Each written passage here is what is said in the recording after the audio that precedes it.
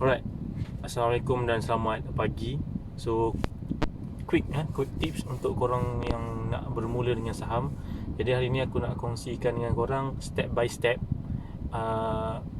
macam mana kita nak bermula dengan saham. So, tulis. Tips ni adalah general.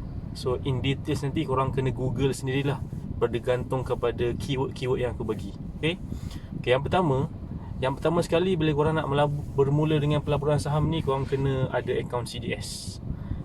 Akaun CDS untuk korang depo duit korang dan mula melabur. Akaun CDS. So kat mana nak buka akaun CDS ni?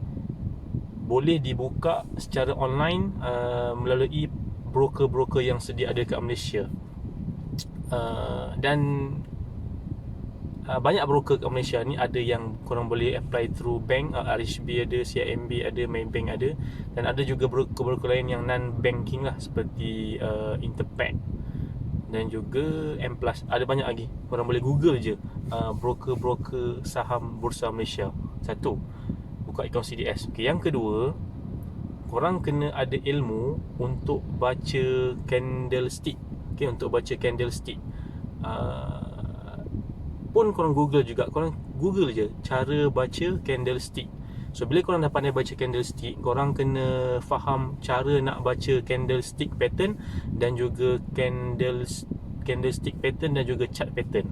Okay, so dah ada akaun CDS, dah tahu baca candlestick pattern dengan chart pattern. Dan yang ketiga, korang kena mula google ataupun korang kena mula explore, kena study tentang dua analisis penting dalam pelaburan saham, iaitu technical analysis dan juga fundamental analysis. Secara kasarnya, secara generalnya, fundamental analysis adalah ilmu tentang mengkaji performance sesuatu company. Company tu bagus ke tak, dia buat profit ke tak, dia bagi dividen ke tak, dia punya revenue meningkat ke tak. Sebab apa? Sebab kita mestilah nak invest dekat company-company yang bagus, betul? Takkan kita nak invest dekat company-company yang mencatatkan kerugian. Itu fundamental analysis. Okay, technical analysis, apa guna je? Bila korang dah pilih korang punya stock, korang punya company, bila korang dah pilih korang punya company, tak semestinya korang boleh terus beli saham tu. Sebab saham bergerak secara zigzag, turun, naik, turun, naik, turun. Kalau saham tu bergerak untuk menurun dan korang beli, masa itulah korang rugi. So pentingnya technical analysis supaya korang tahu dekat mana korang nak beli, macam mana kita nak buat entry yang profitable, harga apa yang kita nak beli supaya kalau dia loss, dia jatuh, kita boleh minimumkan kerugian, dan harga apa yang kita nak beli supaya bila kita profit, kita boleh maksimumkan profit. So itu TA. FA secara kasar, FA untuk pilih company, TA ni untuk technical analysis, untuk korang tahu dekat mana korang nak entry. So bila dah entry, dekat mana nak jual, dan kalau loss, dekat mana nak cut loss. Okay, so CDS, candlestick, chart pattern, candlestick pattern dan chart pattern, TA dan FA. So bila korang dah boleh buat tiga ni, so korang dah mula untuk cari kelas-kelas saham yang murah dan juga berkualiti. Ada kelas saham yang murah dan berkualiti, ada. Contoh, saya bagi contoh, iSaham, grup iSaham korang boleh follow. Traders Corner Stock pun korang boleh follow. Google je iSaham dan juga Traders Corner Stock, diorang ada buat kelas. So boleh follow kelas diorang. Serendah, kalau macam Traders Corner Stock tu, kelas dia serendah RM50 pun ada juga. Okay, so kenapa korang kena masuk kelas? Sebab bila korang masuk kelas, korang akan dibekalkan dengan teknik. Okay, teknik untuk buat belian. Sebab dalam saham ni, apa yang penting sekali adalah teknik. Kalau korang tak ada teknik, macam korang tak ada SOP lah. So bila korang tak ada SOP, korang akan jadi haywire dalam saham ni. Okay, so bila korang dah pergi kelas, yang seterusnya apa korang buat adalah korang kena buat paper trade dahulu. Paper trade ni macam maksud je korang trading tapi tak menggunakan duit yang sebenar. Just buat journal je. Okay, beli saham ni harga 40 sen, okay, jual harga 50 sen, untung 10 sen. Beli saham ni harga 30 sen, esoknya dia rugi 29 sen, okay, rugi minus 10 sen. So keep doing paper trade sampailah korang boleh buat consistent profit and korang dah confidence. Okay, paper trade.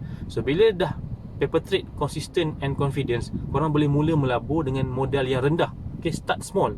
Sebab apa saya kata start small? Sebab paper trade dengan real trade adalah berbeza. Apa yang berbezanya? Sebab bila real trade korang gunakan duit yang betul, jadi korang bermain dengan emosi, tamak, takut, berharap, tamak, takut, berharap. So sebab tu korang kena mula dengan modal yang rendah. Okay? So bila mula dengan modal yang rendah, korang boleh dah dapatkan teknik yang betul, korang boleh konsisten dapatkan positif ROI, dan waktu tu barulah korang scale up modal korang untuk gain more profit lah. So ada 5 buka akaun CDS. Yang kedua, belajar pasal candlestick nak baca chart, belajar pasal candlestick pattern, chart pattern. Yang ketiga, korang kena start tahu pasal TA dan FA, technical analysis, dan FA, fundamental analysis. Nak beli company apa, technical analysis, nak beli waktu bila, supaya dapat kurangkan kerugian dan maksimumkan profit.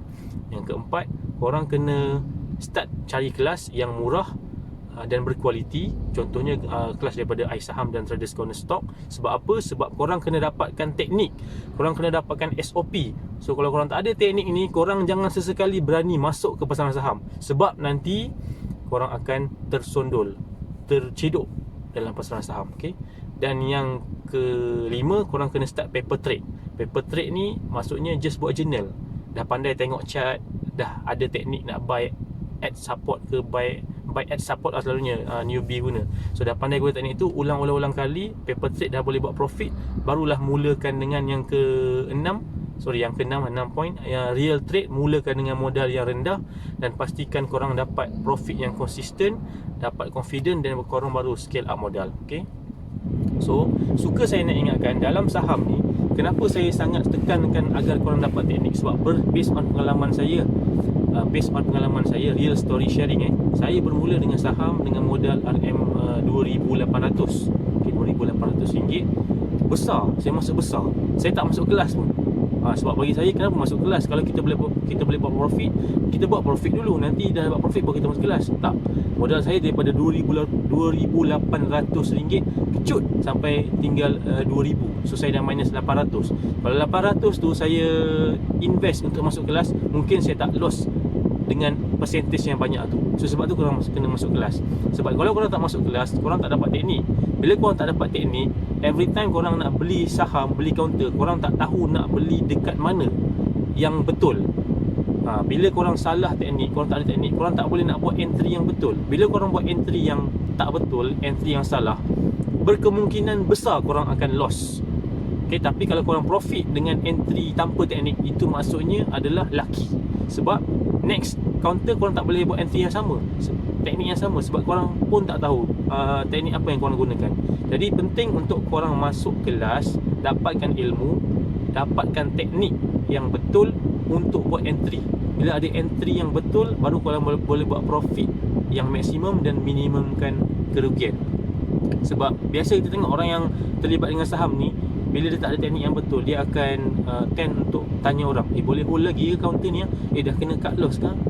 Padahal sepatutnya bila nak entry tu dah tahu dah dekat mana nak cut loss, kat mana nak take profit. Itu masalah dia.